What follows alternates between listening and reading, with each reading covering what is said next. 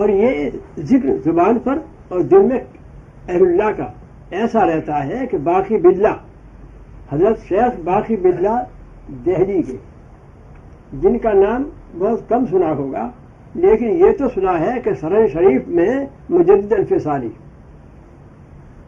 سرن شریف میں مجدد الفسانی جو کہ خلیفہ ہیں باقی باللہ رحمۃ اللہ علیہ کے نقشبندیہ سلسلے میں، تو باقی باللہ رحمۃ اللہ علیہ کا نائی حجام خط بنا رہا تھا.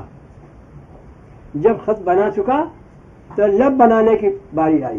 لب یہ بال یہاں آ جاتے ہیں. جب لب کہتے ہیں ہونٹ کو، منہ کے لب بال یہاں آ گئے، اس کو صاف کرنا چاہیے. رخسارے پر یہاں بال ہیں ان کو صاف کرنا چاہیے، یہاں صاف کرنا چاہیے، اس کو خط بنانا کہتے ہیں. بعضوں کے یہاں تک بال آ جاتے ہیں، صاف نہیں کراتے، یہ بڑی بھاری غلطی کی بات ہے. یہاں سینے پر بال ہوتے ہیں اس کو صاف نہیں کراتے، یہاں ران پنڈلی پر بال بڑھتے چلے جاتے ہیں، صاف نہیں کراتے. یہ نہیں معلوم کہاں سے یہ بات پیدا ہو گئی. صفائی کا مسئلہ شریعت کے اندر بہت اہم مسئلہ ہے. تو باقی باللہ رحمۃ اللہ علیہ اپنا خط بنوا رہے تھے. جب لب بنانے کی باری آئی، نوبت آئی، تو نائی نے کہا کہ حضور تھوڑی دیر کے لیے ذکر کو قطع کر دیجئے، ذکر کو بند کر دیجئے. کیوں کہ ہونٹ ہل رہے تھے، ہونٹ ہل رہے تھے ذکر کے اندر. تو نائی کہتا ہے کہ حضور تھوڑی دیر کے لیے ذکر قطع کر دیجئے، یعنی بند کر دیجئے، ورنہ یہ آپ کے ہونٹ قطع ہو جائیں گے، یعنی کٹ جائیں گے.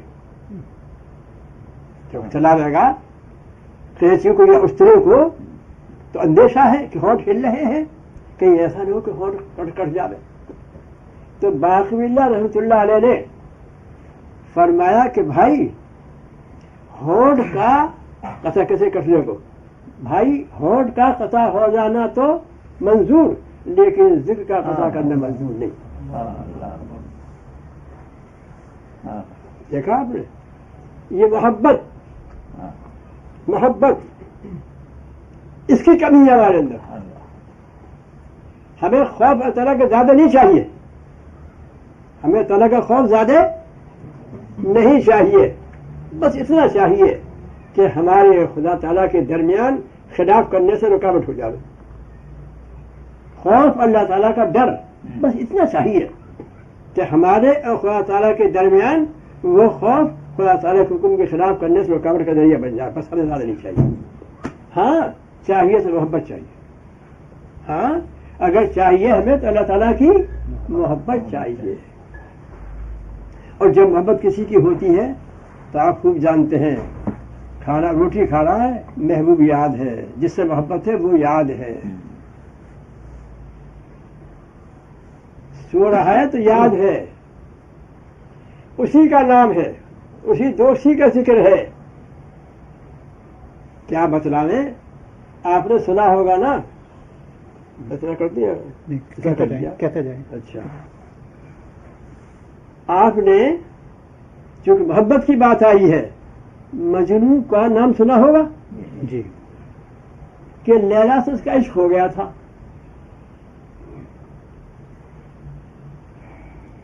اس کے ابا جان خانہ کعبہ میں لے گئے، کہ مسلمان تھے، مومن تھے. خانہ کعبہ لے گئے اور مجنو سے کہا کہ خانہ کعبے کا پردہ پکڑ اور کہہ کہ اے اللہ میرے دل سے لیلا کی محبت نکال دے.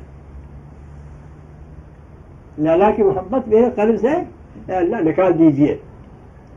کیا کہتا ہے؟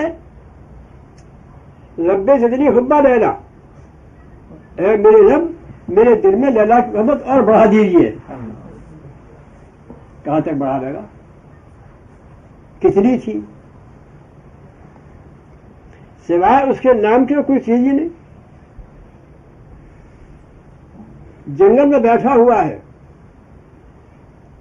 ایک شخص گزر رہا ہے، انگلی کو قلم بنا رکھا ہے، زمین کو کاغذ بنا رکھا ہے، اور انگلی سے زمین کے اوپر کچھ لکھ رہا ہے. پوچھا یہ کیا ہو رہا ہے، کیا لکھ رہے ہو؟ ایسا معلوم ہوتا ہے کہ کسی کے نام خط لکھ رہے ہو. مجنون نے اس کا جواب دیا،